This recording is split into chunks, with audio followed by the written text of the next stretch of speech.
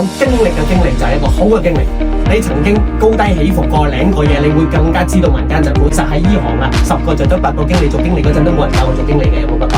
即係我哋喺一個保險銷售團隊，動人動作係升㗎啦。你升得越快先驚啊！你逢講真升咗有10個8個經理啦，升到 SPM 啦，瓜收米啦。你真係經歷過嗰個管理嗰個經歷咩？快先危險啊！嗰陣可能曾經心理好，加油幹勁，加你 warm market 好，所以咧就幸運地不幸，不幸地幸運啊！嗰啲而家做生意嘅模式唔同咗，試翻一啲啱嘅 setting，再重新起步。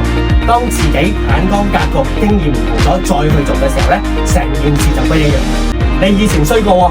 但係你而家掌握新嘅嘢咧，反而你就而家起咯，微笑到最後誰先係贏家啊嘛！多啲新嘅嘗試探求，令到自己有改進嘅話咧，今日嘅你已經唔係以前嘅你咯。今日嘅做法就唔係以前嘅做法啦，所以今日嘅結果就唔係以前嘅結果。